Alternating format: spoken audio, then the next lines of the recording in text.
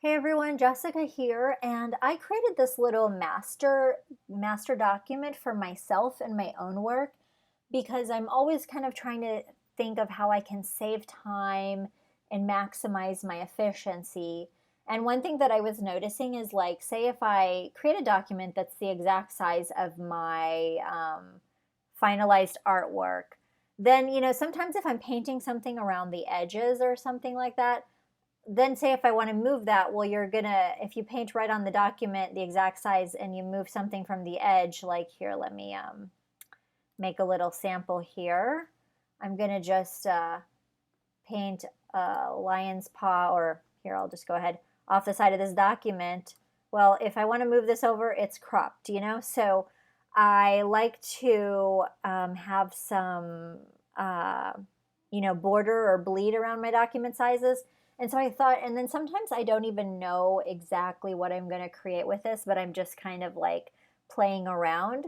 So what I created with this was this master document to help me out in my work, and I thought it would be something useful, so I'm making this available to members as well. And basically, it's kind of in about a size range that I normally paint in Photoshop for my work. Normally, it's like about under 2,000 by 2,000 pixels. So this is 1,800 by like 2,400 or something. But it gives me some space to kind of let things go off the side. And what I did was I made these guides for different ratios within this. And it's not necessarily the exact size, but it's ratios. So I'm going to just uh, look at my thing here, and I'll start off with we've got a 1,200 by 1,200 guide, and it's on its own layer here. So you can kind of like, if you think that you're going to be creating something for, Instagram, this is a great size, 1,200 by 1,200. And then, you can kind of have things off the border and move them around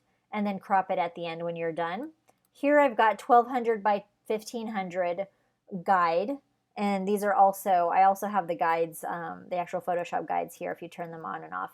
This one's 1,200 by 1,500. This is a ratio if you want a Instagram vertical.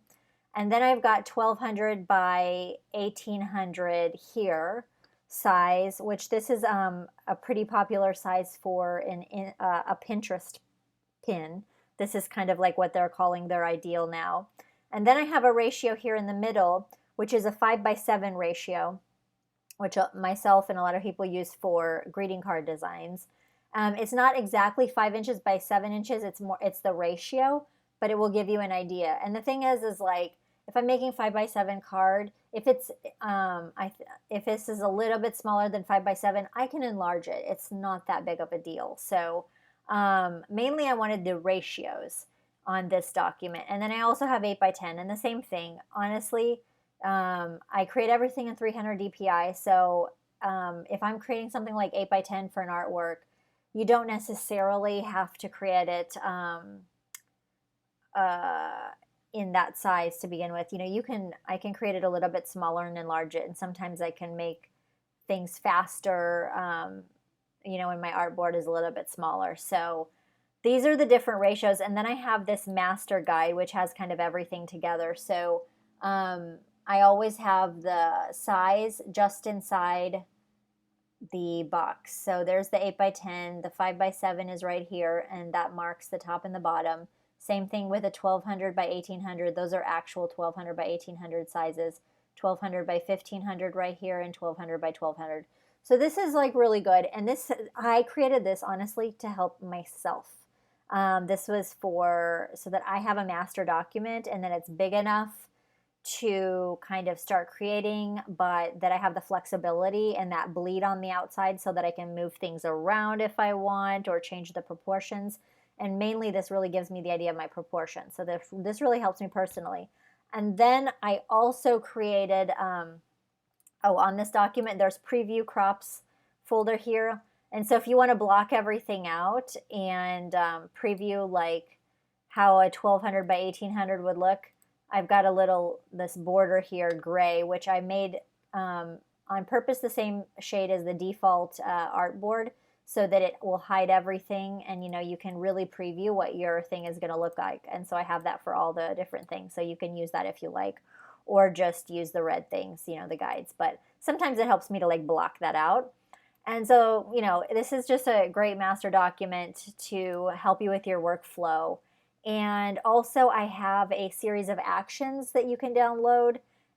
They're called master document actions, and this will crop it to your exact size, the different ratios. So here I can hit 1200 by 1200 crop and hit play, and that's going to crop it down to the right size that I want. So then you can save it at the right size that you would prefer.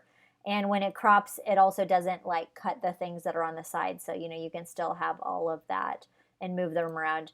And say, for example, here's a 5x7 crop, and I can press play to crop it. And now I have the perfect ratio for a 5x7 card that matches that, red guide. But also, like, if I want to make it actually 5 inches by 7, then I go to image size, and I'll just have to change it to inches here, and I just make it 1 inch bigger. So it was just slightly under 5x7, but when I upsize that, it's not going to make a big difference or whatever. So then I'll hit OK, and then that will be actually 5x7. But this is just a bonus thing for members, because I figure if I find it useful, that you guys might find it useful. So I created this as my master document that I can kind of start playing in when I'm creating a pattern or a motif or some ideas, and I'm not fixed in with a size or a proportion, but I can easily turn it into exactly the size or proportion that I want. So I just find it useful, and hopefully you will. And this is just available as a bonus download for All Access members, and you can get it now. It's in your instant access folder, and it's called Master Document and Master Document Actions. So if you have any questions, just let me know down below.